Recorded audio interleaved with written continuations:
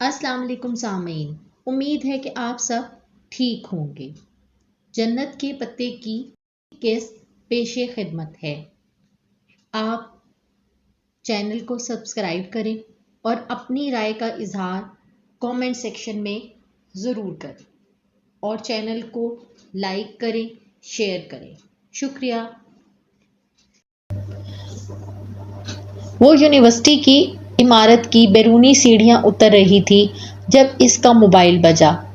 وہ وہیں تیسری سیڑھی پہ رکی، فائل اور کتابیں دوسرے ہاتھ میں منتقل کیں اور باری باری کوٹ کی دونوں جیبیں کھنگالیں۔ پھر اندرونی جیب میں ہاتھ ڈالا اور چنگاڑتا ہوا موبائل باہر نکالا۔ یہ اس کا پاکستانی سم والا فون تھا۔ دوسرا موبائل جہاں کے پاس ہونے کے باعث وہ آج کل اسے ہی استعمال کر رہی تھی۔ چمکتی اسکرین پہ ترکی کا کوئی غیر شناسا نمبر لکھا آ رہا تھا۔ نمبر کس کا تھا اسے قطعاً یاد نہ آیا۔ نمبر یاد رکھنے میں وہ بہت چور تھی۔ اسے اپنے پاکستانی نمبر تک کے آخری دو ہندسے بھولتے تھے اور ترکی والا تو خیر سرے سے یاد نہ تھا۔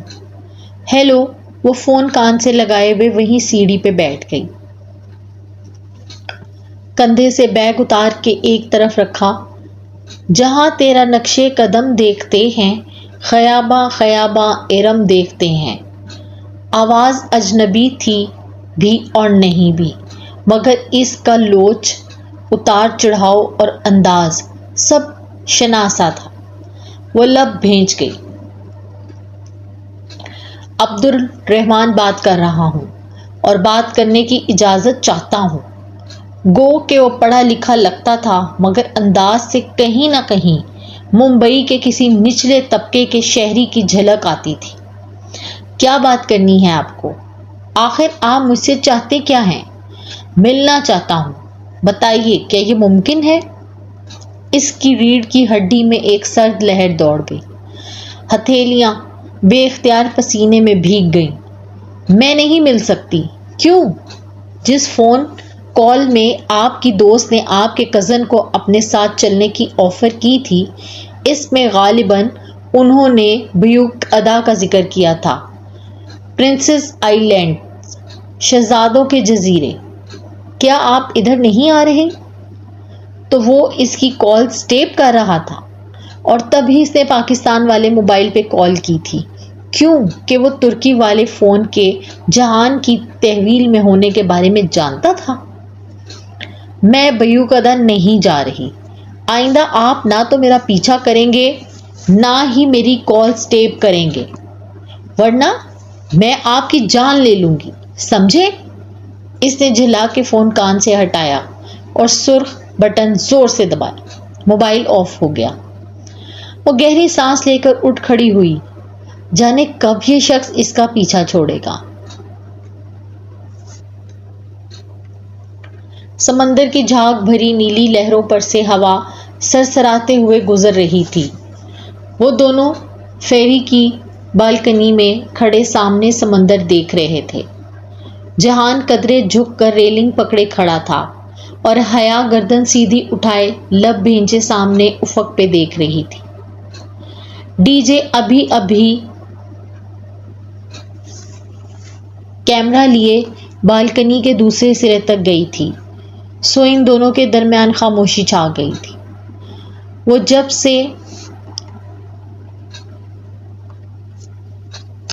جب سے کدی کنویں کی بندرگاہ پہ فیری میں سوار ہوئے تھے تب سے آپس میں بات نہیں کر رہے تھے۔ فیری ویسے بھی کھچا کھچ بھرا تھا، جگہ ڈھونڈنے میں ہی اتنا وقت صرف ہو گیا۔ فیری کی نچلی منزل جو چاروں طرف سے شیشوں سے بند تھی، پر جڑے تمام صوفے اور کرسیاں بھرے تھے، سو وہ بالائی منزل پہ آ گئے جو اوپن ایئر تھی۔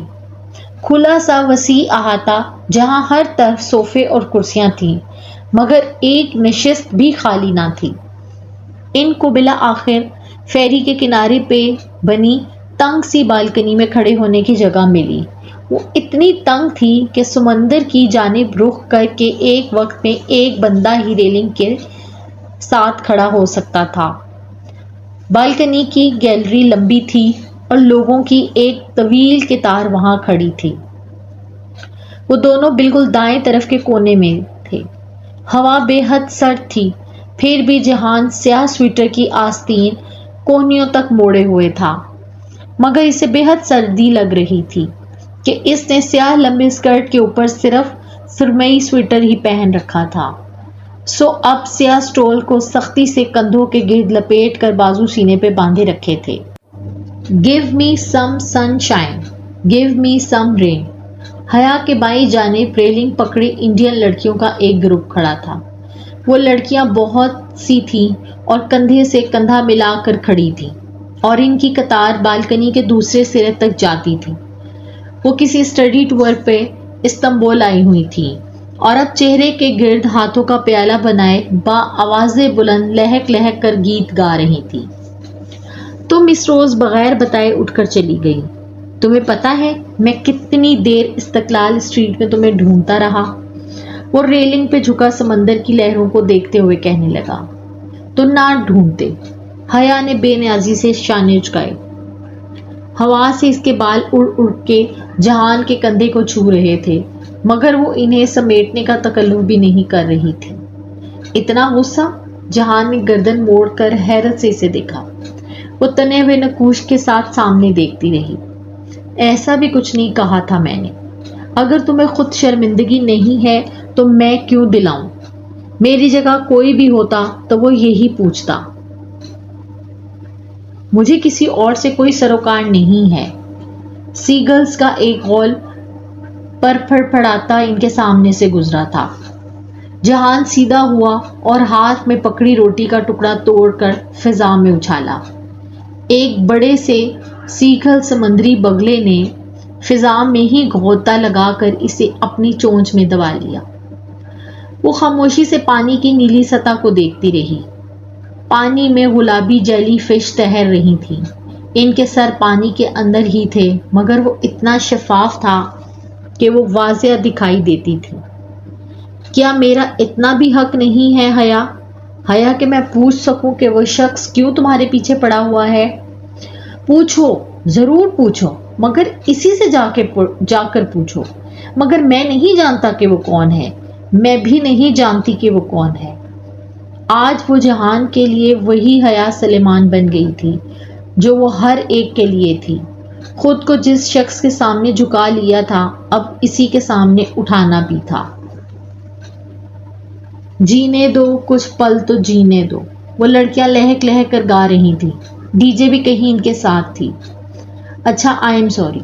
وہ رخ موڑ کر اس کے بالکل مقابل آ کھڑا ہوا اور روٹی کا بچا ہوا ٹکڑا اس کی طرف بڑھایا۔ حیا نے نگاہ اٹھا کر اسے دیکھا تو وہ ذرا سا مسکرایا۔ ایک لمحہ لگا تھا اسے پگھلنے میں، اور وہ پگھلی ہوئی موم کا ڈھیر بن گئی۔ بہت دھیرے سے وہ مسکرا دی۔ خود سے کیے سارے وعدے بھول گئے۔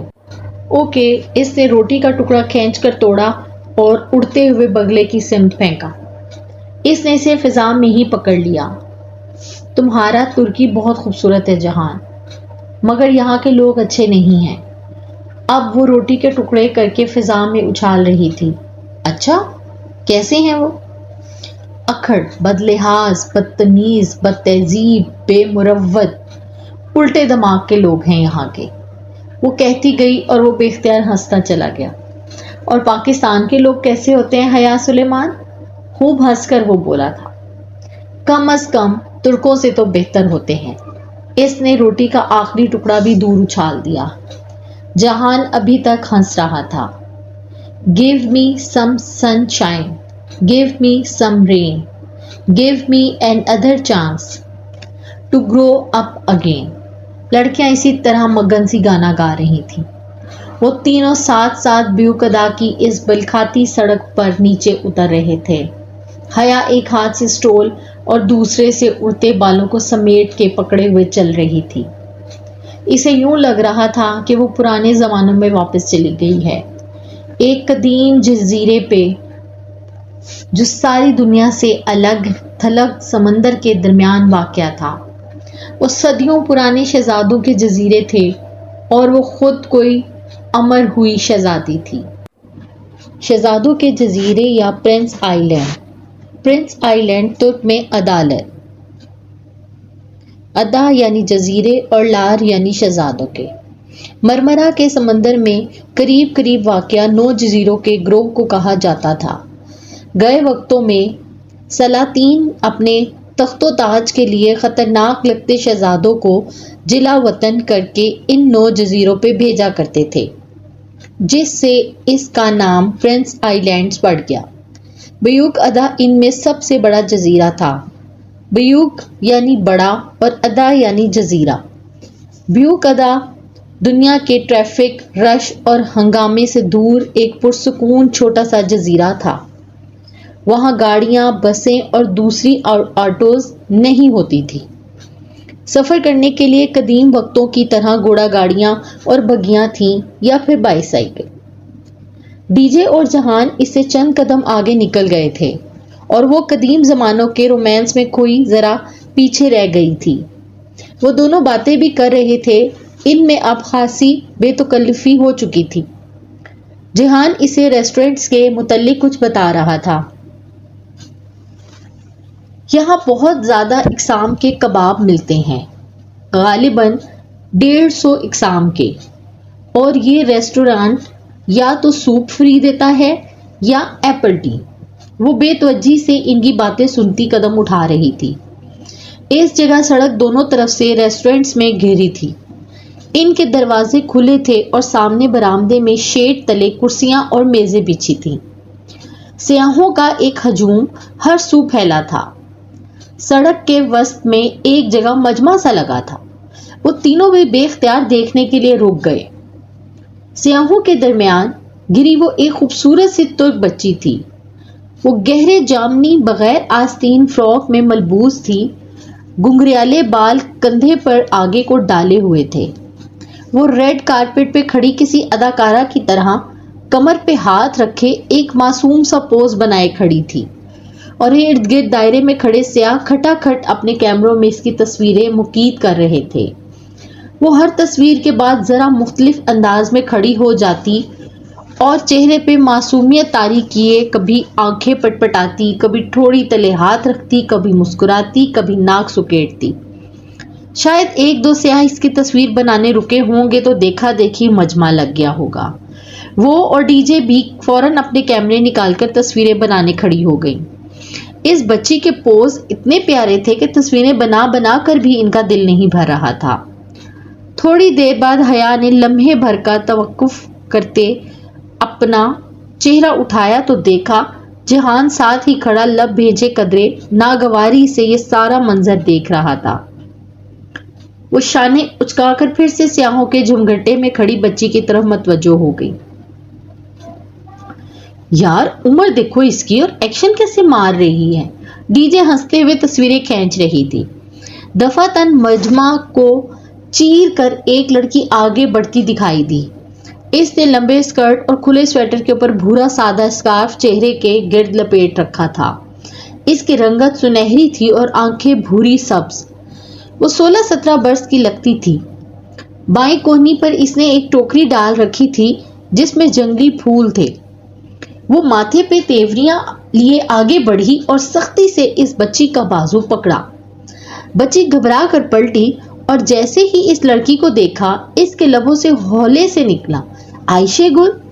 جواباً وہ بھوری سبز آنکھوں والی لڑکی ترک میں غصے سے کچھ کہتی ہوئی اس کا بازو پکڑ کر مجمع میں سے راستہ بنا کر اس کو لے جانے لگی۔ وہ ترک میں جو کہہ رہی تھی وہ ایسا تھا کہ سیاح فوراً پیچھے ہٹنے لگے۔ ریڈ کارپٹ شو ختم ہو گیا تھا۔ بچی اب مزاحمت کرتی چڑچڑے پن سے کچھ کہہ رہی تھی۔ وہ لڑکی جس کا نام شاید عائشہ گل تھا مسلسل بولتی ہوئی اسے لے کر جا رہی تھی۔ اس کی بھوری آنکھوں میں غصہ بھی تھا اور دکھ بھی اور شاید نمی بھی۔ حیا گردن موڑ کر ان کو جاتے دیکھتی رہی۔ آؤ تمہیں اپنا بیوک ادا دکھاتا ہوں۔ جہان کی آواز پہ وہ چونکی، پھر خفیف سا سر جھٹک کے اس کے ساتھ آگے بڑھ گئی۔ جہان نے ایک بگھی روک دی۔ ڈی جے نے البتہ 4 لیراز فی گھنٹہ کے حساب سے سائیکل کرائے پر لے لی تھی اور اب وہ اسی پہ سوار ہو رہی تھی۔ حیا بگھی کے قریب آئی تو جہان نے ایک طرف ہو کر راستہ دیا۔ وہ شاہانہ سی بگھی اوپر سے کھلی تھی، آگے ایک گھوڑا جتا تھا، اس کے ساتھ بگھی بان لگام تھامے بیٹھا تھا۔ پیچھے خوبصورت سی 2 افراد کے بیٹھنے کی نشست بنی تھی جس پہ سنہری نقش و نگار بنے تھے۔ وہ احتیاط سے اوپر چڑھی۔ مخملی شاہی نشست نہایت گداز تھی۔ وہ دونوں ایک ساتھ ہی اس پہ بیٹھے۔ بگھی بان نے گھوڑے کو ذرا سی چابک لگائی تو وہ چل دیا۔ پتھریلی سڑک پہ اس کے ٹاپوں کی آواز گونجنے لگی۔ تو پھر پاکستان کے اچھے لوگ کیسے ہوتے ہیں؟ حیا نے گردن اس کی طرف پھیری۔ وہ ہاتھ میں پکڑے اسمارٹ فون پر نگاہیں جمائے پوچھ رہا تھا۔ وہ اسے کبھی بھی مکمل توجہ نہیں دے گا، یہ تو طے تھا۔ پاکستان اور پاکستان کے اچھے لوگ۔ حیا گہری سانس لے کر سامنے کو دیکھنے لگی۔ سڑک 2 رویا سبز درختوں کی قطار سے گھری تھی۔ چند پیلے زرد پتے سڑک کے کناروں پہ بکھرے پڑے تھے۔ درختوں کی دونوں قطاروں کے درمیان بگھی سست روی سے آگے بڑھ رہی تھی۔ ہم بہت ترقی یافتہ نہیں ہیں، بہت پڑھے لکھے بھی نہیں ہیں، دھوکہ دہی، رشوت زنی، قتل و غارت اور بہت سی برائیوں میں بھی ملوث ہیں۔ ہمارے ہاں ظلم کھلے عام کیا جاتا ہے اور مظلوم بھی ہم ہی ہوتے ہیں۔ ہم پسماندہ بھی ہیں اور پست ذہن کے بھی، مگر اس سب کے باوجود جہان سکندر ہم دل کے برے نہیں ہیں۔ ہمارے دل بہت سادہ، بہت معصوم، بہت پیارے ہوتے ہیں۔ پھر وہ قدرے توقف سے بولی، کیا تم نے واقعی ابا سے پوچھا تھا کہ پاکستان میں ہر روز بم بلاسٹ ہوتے ہیں؟ میں نے موبائل کی اسکرین کو انگلیوں میں پکڑے وہ ذرا سا چونکا، پھر زیر لب مسکرا دیا، شاید۔ کیا نہیں ہوتے؟ ہوتے تو ہیں۔ ہماری انٹرنیشنل اسلامک یونیورسٹی کے کیفے میں بھی بلاسٹ ہوا تھا۔ اس دن ہماری ایک فیئر ویل پارٹی تھی اور ہم فرینڈز بلاسٹ سے 10 منٹ پہلے کیفے سے نکلی تھی۔ جب ہم دوبارہ آئے تو وہ بہت برا منظر تھا۔ وہ خون، ٹوٹا کانچ، جلی ہوئی دیواریں، اس نے یاد کر کے جیسے جھرجھری لی۔ تو سیکیورٹی ادارے کیا کرتے ہیں؟ لگتا تو نہیں کہ کچھ کرتے ہیں۔ خیر، ترکی کے لوگ کیسے ہوتے ہیں؟ میں تو ایک غریب سا ریسٹورنٹ اونر ہوں، ورکنگ کلاس کا ایک مزدور صفت شخص جس کو مصروفیت کے باعث گھومنے پھرنے کا وقت بھی نہیں ملتا، اور باوجود اس کے کہ میرے گھر سے بیوقدہ تقریباً 2 گھنٹے کی مسافت پر ہوگا، میں 3 سال بعد ادھر آیا ہوں۔ واقعی؟ اس نے حیرت سے پلکیں جھپکائیں۔ جہان نے شانے اچکا دیے۔ وقت ہی نہیں ملتا۔ میں نے بچت کے لیے ریسٹورنٹ میں ورکر کم سے کم رکھے ہوئے ہیں، سو اس لیے کام کا بوجھ بہت بڑھ جاتا ہے۔ وہ اسی طرح اسکرین کو دباتا مسلسل کام کر رہا تھا۔ بگھی سڑک کی ڈھلوان سے نیچے اتر رہی تھی۔ بلکھاتی سڑک کے دونوں طرف بہت خوبصورت بنگلوں کی قطاریں تھیں۔ سڑک کے کنارے کتے ٹہلتے پھر رہے تھے۔ یہ تختہ کمزور ہے۔ دفتن جہان نے اپنے جوگر سے نیچے موجود تختہ تھپتھپایا اور پھر جھکا۔ پلیز جہان، ساری دنیا کی ٹوٹی چیزیں تمہارا ہیڈک نہیں ہے۔ اچھا؟ وہ جو جھک رہا تھا قدرے خفگی سے سیدھا ہوا۔ وہ پھر سے موبائل پہ کچھ لکھنے لگا۔ فون رکھ بھی دو مادم، آپ یہ مت بھولا کریں کہ آپ ایک غریب ورکر کے ساتھ ہیں جو اگر ایک دن کا آف لے گا تو سارے آرڈرز میں ہیر پھیر ہو جائے گی، سو اس بیچارے کو بہت سے کام یوں ہی آن دی موو بھگتانے پڑتے ہیں، اور وہ یہ بھی جانتا ہے کہ ان تمام محنتوں کے باوجود وہ اگلے 10 سال تک بھی بیوقدہ کے ان بنگلوں جیسا آدھا بنگلہ بھی نہیں بنا سکتا۔ اس کے کہنے پہ حیا نے لاشعوری طور پر سڑک کے دونوں طرف بنے بنگلوں پہ نگاہ دوڑائی اور ایک لمحے کو ٹھٹک کر رہ گئی۔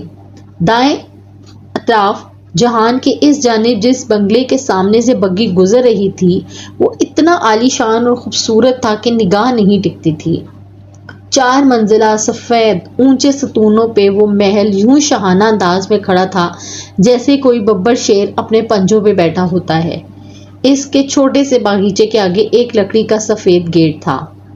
بگھی آگے بڑھ گئی تو وہ گردن موڑ کر دیکھنے لگی۔ سفید محل کے لکڑی کے گیٹ پہ نام کی ایک تختی لگی تھی جس پہ قدیم لاطینی ہجوں کے انداز میں لکھا تھا AR پاشا۔ اس کے دل کی دھڑکن لمحہ بھر کو رکی تھی۔ اس کے انداز پہ جہان نے پلٹ کر اس گھر کو دیکھا تھا۔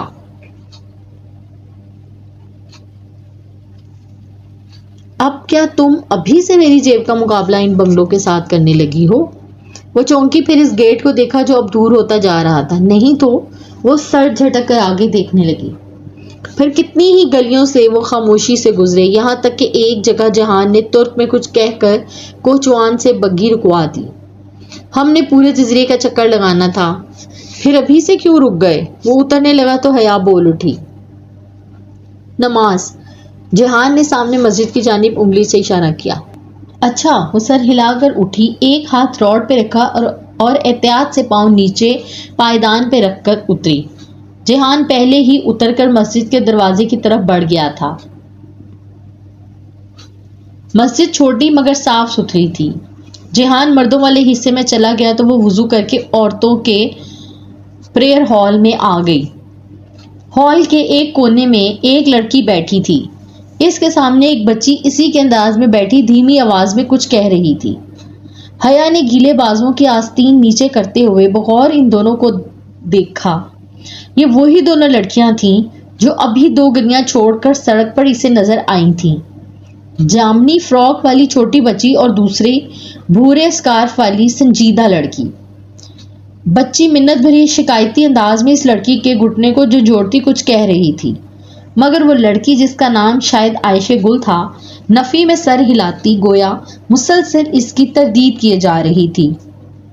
وہ دونوں دھیمی آواز میں باتیں کر رہی تھیں۔ حیا سٹول کو چہرے کے گرد لپیٹتے ہوئے ان دونوں کو دیکھے گئی۔ انہوں نے اسے نہیں دیکھا تھا، شاید وہ آپس میں مشغول تھی۔ وہ جب نماز پڑھ کر اٹھی تو دیکھا وہ بچی ابھی تک اس لڑکی کو منا رہی تھی اور شاید اپنی کوشش میں کامیاب نہیں ہو رہی تھی۔ اس کی آواز دھیمی اور زبان انجان تھی،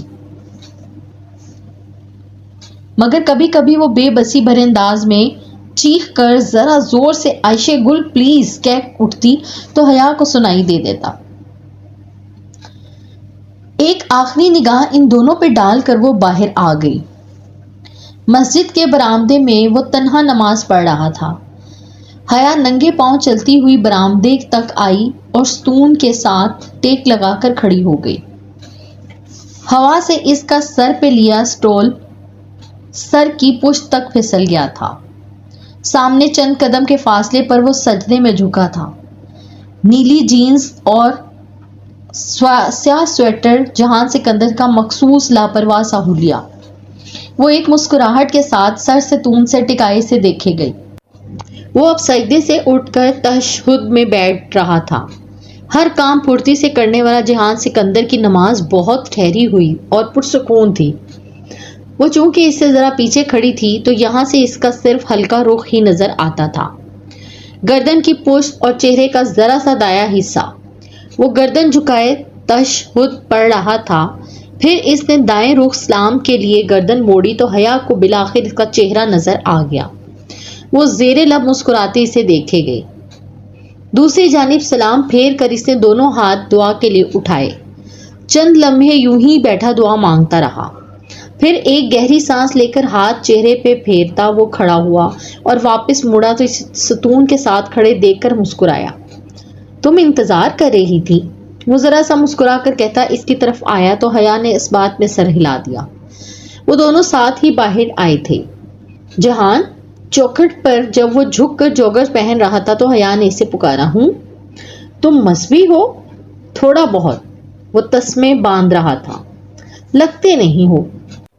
تسمے کی گرہ لگاتی اس کی انگلیاں تھمی۔ اس نے سر اٹھا کر قدرے نہ سمجھی سے حیا کو دیکھا۔ میں کیا کرتا تو مذہبی لگتا؟ وہ تو مجھے نہیں پتا، ویسے تم نے دعا میں کیا مانگا؟ میں نے زندگی مانگی۔ وہ تسمے بند کر کے اٹھ کھڑا ہوا۔ زندگی؟ حیا نے اس کا چہرہ دیکھتے ہوئے دہرایا۔ وہ اب عادتاً سویٹر کی آستینیں موڑ رہا تھا۔ انسان وہی چیز مانگتا ہے جس کی اس کو کمی لگتی ہے، سو میں ہمیشہ زندگی مانگتا ہوں۔ اگر زندگی ہے تو سب خوبصورت ہے، نہیں ہے تو سب اندھیر ہے۔ وہ دونوں سڑک کے کنارے ساتھ ساتھ چلنے لگے تھے۔ خوبصورتی کیا ہوتی ہے جہان؟ بیوک ادا کی ایک سرد ہوا اس کے بال پھر سے اڑانے لگی تھی۔ شال سر سے پھسل کر اب گردن کے پیچھے اٹک گئی تھی، اور جب اپنے بکھرتے بال دونوں ہاتھوں میں سمیٹتے ہوئے اس نے یہ سوال پوچھا تھا تو شدید خواہش کے باوجود وہ جانتی تھی کہ وہ خوبصورتی حیا سلیمان کی آنکھیں ہیں جیسی کوئی بات نہیں کہے گا، مگر جو اس نے کہا وہ حیا سلیمان کے لیے قطعاً غیر متوقع تھا۔ علی کرامت کی ماں؟ کیا؟ اس نے نہ سمجھی سے جہان کو دیکھا۔ وہ سامنے دیکھتے ہوئے قدم اٹھا رہا تھا۔ میرے لیے خوبصورتی علی کرامت کی ماں پہ ختم ہو جاتی ہے۔ علی کرامت میرا ایک اسکول فیلو تھا۔ وہ ایک دفعہ میں اس کے گھر گیا تھا، تب میں نے اس کی ماں کو دیکھا تھا۔ وہ بہت خوبصورت خاتون تھی۔ وہ ڈاکٹر تھیں اور اس وقت ہسپتال سے آئی تھیں۔